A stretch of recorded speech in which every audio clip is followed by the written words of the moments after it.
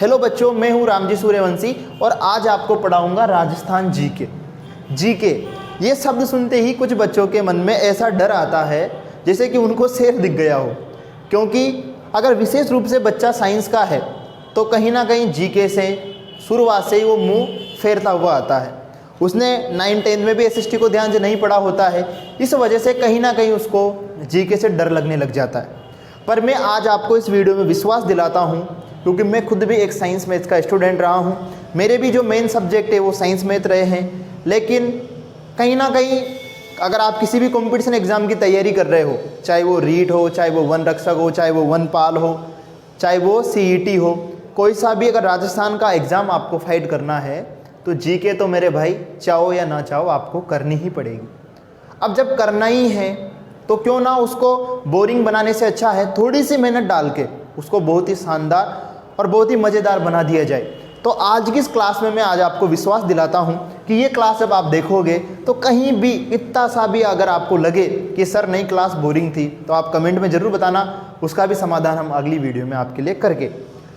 तो बेटा बहुत ही शानदार ये क्लास होने वाली है, बहुत ही मज़ेदार तरीके से मैं पढ़ाने वाला हूं और आपको मैं विश्वास दिलाता हूं कि इस क्लास के बाद आप कभी नहीं बोलेंगे कि जीके बोरिंग होती है। तो आज अपन राजस्थान की बात करेंगे, हमारा राणाओं का प्रदेश, हाँ, जहाँ पे बहुत ही बड़े बड़े राजा हुए, राजपुताना अपन जिसको बोलते हैं। तो बहुत ही प्यारा हमारा एक राज्य है राजस्थान, और अपन बोलते हैं ना म्हारो राजस्थान, है ना, आओ सा पधारो सा म्हारो राजस्थान। तो आज अपन बेटा राजस्थान की ही बात इस वीडियो में करने वाले हैं। अब राजस्थान की बेसिक चीज़ों की अगर अपन बात करें तो आज मैं आपको बताऊंगा बेटा राजस्थान का विस्तार। क्या बताऊंगा? राजस्थान का विस्तार। बहुत ही कॉमन चीज़ें मैं आज आपको बताने वाला हूँ, आपको बहुत ही अच्छे से याद रहेगा। तो पहले तो बेटा अपन राजस्थान का एक मैप बना लेते हैं। आप कहोगे गुरुजी ये क्या बना दिया? बेटा अब अपन बच्चे नहीं हैं, कंपटीशन की तैयारी कर रहे हैं ना, तो अब वो तो बनाने अगर बैठेंगे अच्छे से मैप बनाएंगे तो उसमें काफ़ी टाइम वेस्ट होगा। तो आप याद रखो बेटा राजस्थान कैसा होता है। सबसे पहला क्वेश्चन आपके यहाँ से आ जाता है कि राजस्थान की जो आकृति है, राजस्थान का जो आकार है वो कैसा है। तो बेटा राजस्थान का जो आकार है वो है पतंग आकार, पतंगाकार। कैसा है? पतंगाकार है।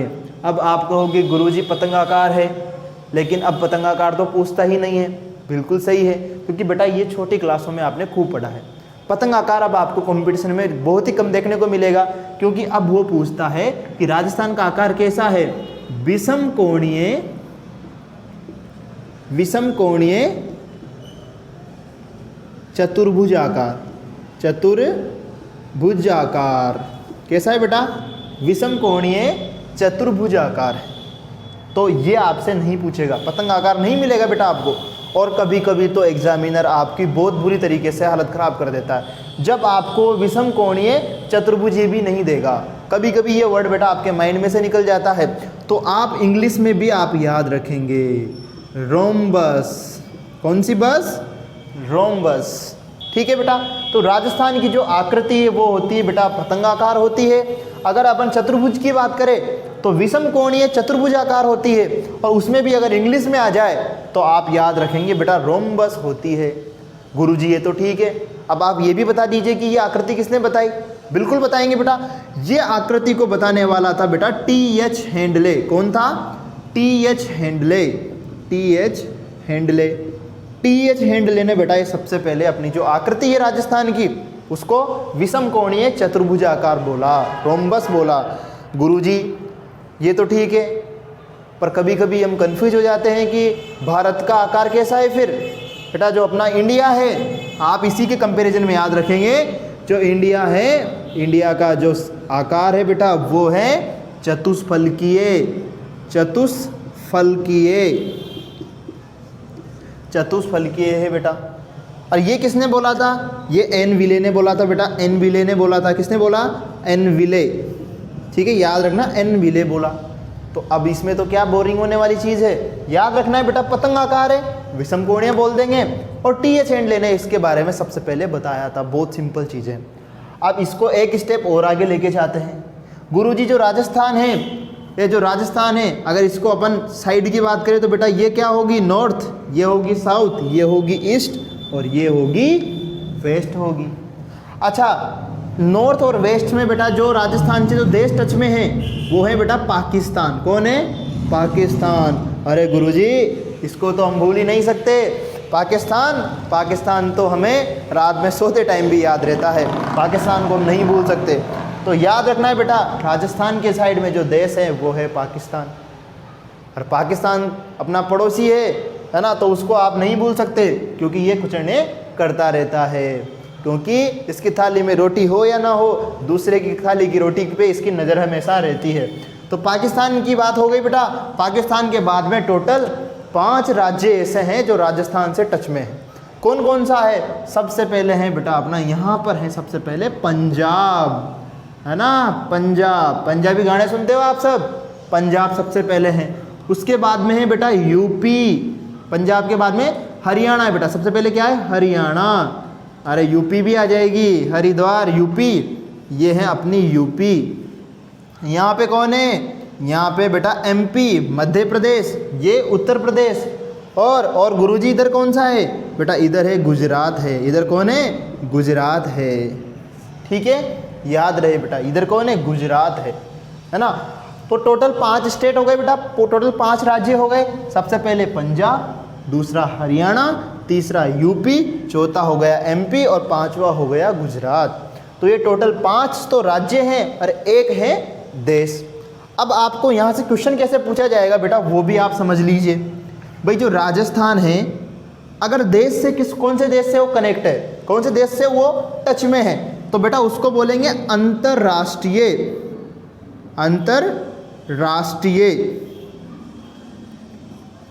अंतर्राष्ट्रीय सीमा। क्या बोलेंगे बेटा? अंतर्राष्ट्रीय सीमा।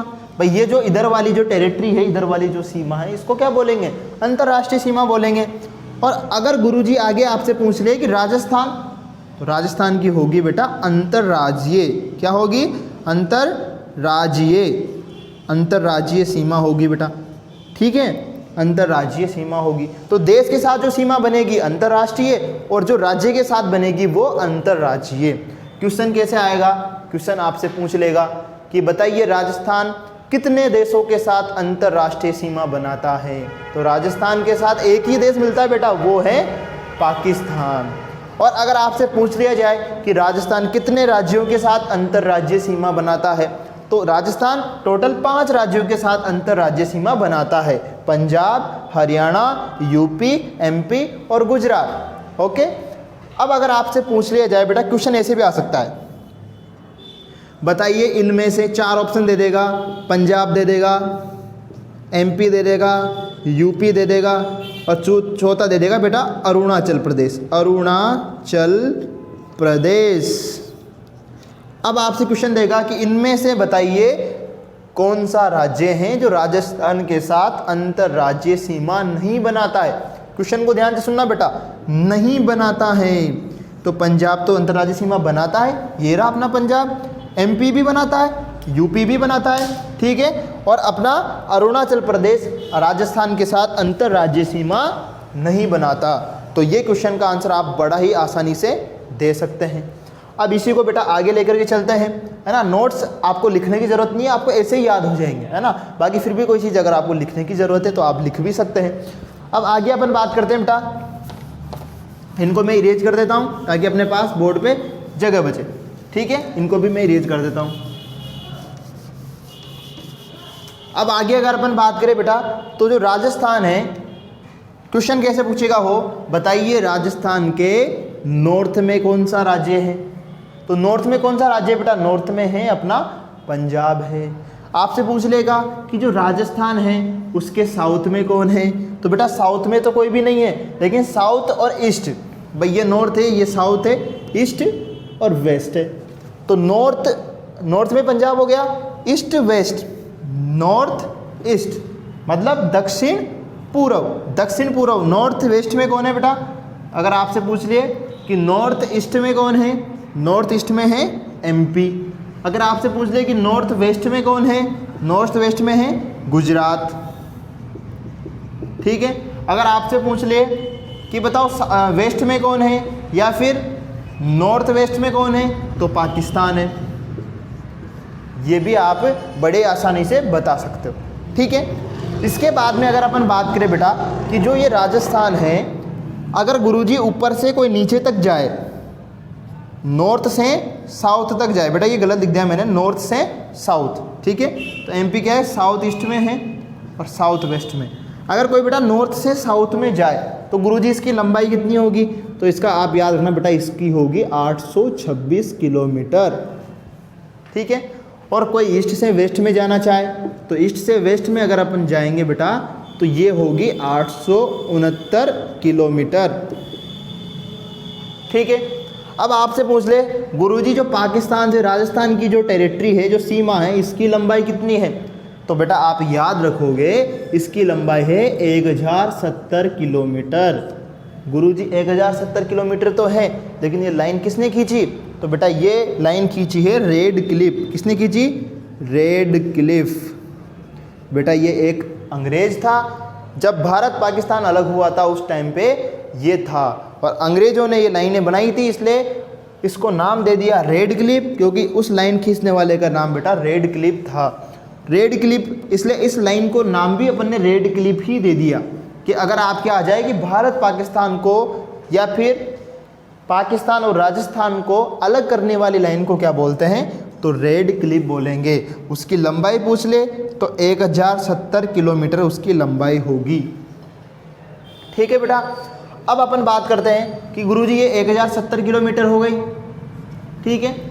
अब इसके बाद में अपन बात करें कि गुरुजी इधर कितने राज्य जो जिले हैं इसको टच करते हैं, तो बेटा इसको टोटल 4 जिले टच करते हैं। कितने, 4 जिले टच करते हैं। ऊपर ही ऊपर तो है गंगानगर, कौन है, गंगानगर, फिर कौन है, बीकानेर है, फिर कौन है, जैसलमेर है, फिर कौन है, बाड़मेर है।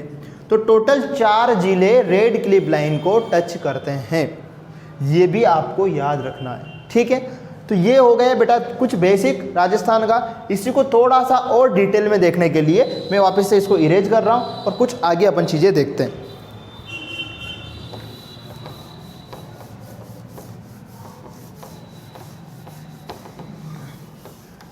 देखिए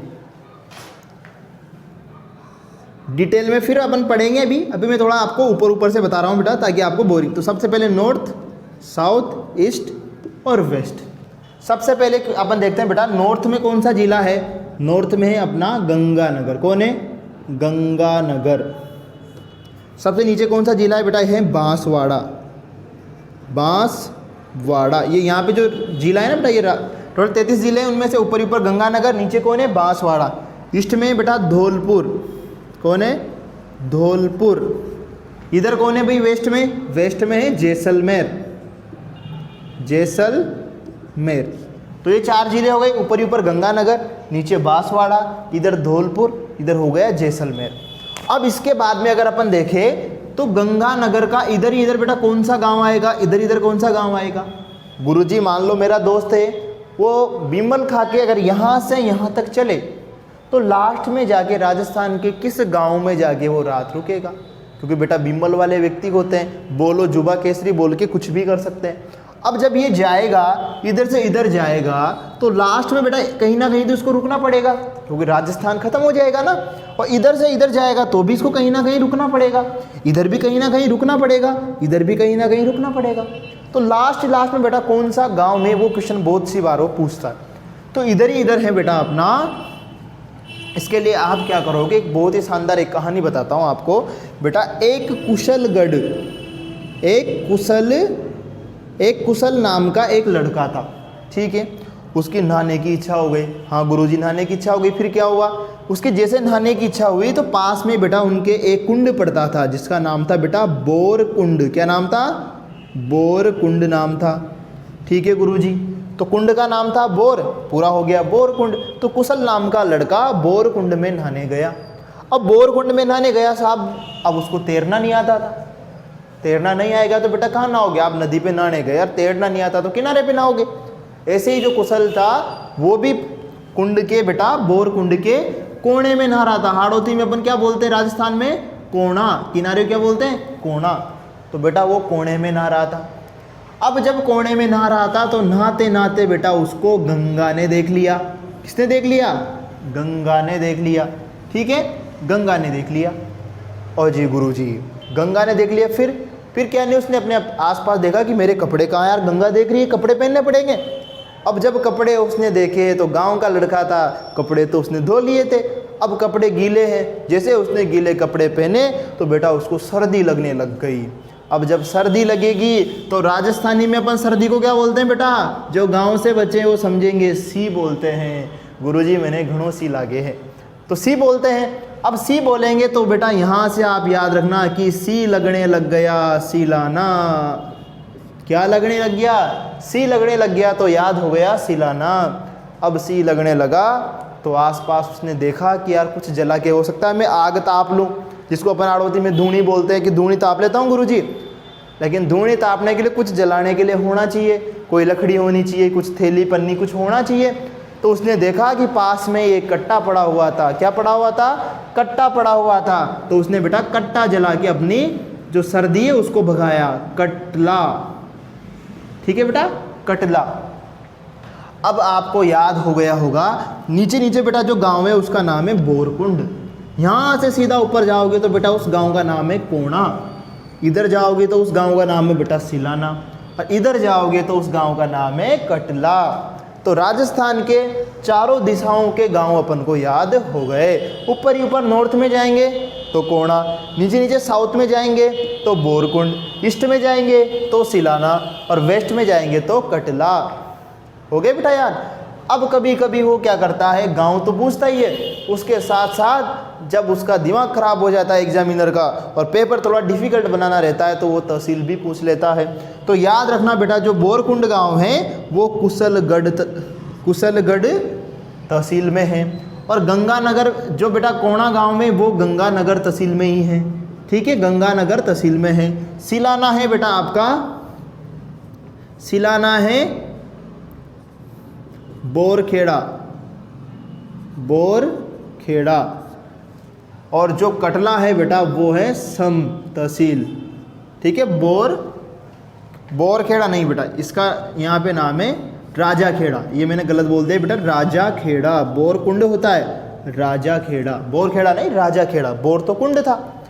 तो सिलाना है राजाखेड़ा तहसील में, कटला है सम तहसील में, और कोणा है गंगानगर तहसील में, और बोरकुंड है कुशलगढ़ तहसील में। और मैं उम्मीद करता हूं कि ये क्लास आपके लिए बहुत ही शानदार रही होगी, और इस ट्रिक से आपको ये चारों गांव भी याद हो गए होंगे, है ना। और लंबाई मैंने आपको बताई थी, ये तो थी 826 किलोमीटर, और ये है 869 किलोमीटर। इसका मतलब गुरुजी समझे, हाँ बेटा क्या समझे, कि जो राजस्थान है उसकी चौड़ाई ज़्यादा है। क्या ज़्यादा है, चौड़ाई ज़्यादा है। तो आई होप आपको ये सारी चीज़ें बेटा कंप्लीट हो गई होगी, क्लास आपको बहुत ही शानदार लगी होगी। तो कमेंट में आप हमें ज़रूर बताएं कि क्लास आपको कैसी लगी, और ऐसे ही हम अगर आप चाहते हैं कि कंटिन्यू पढ़ाए तो आप कमेंट में बता सकते हैं कि सर प्लीज़ डू कंटिन्यू, और ऐसी अमेजिंग वीडियोज़ हम आपके लिए लाते रहेंगे। फिर मिलते हैं अगली वीडियो में, तब तक के लिए जय हिंद, जय भारत।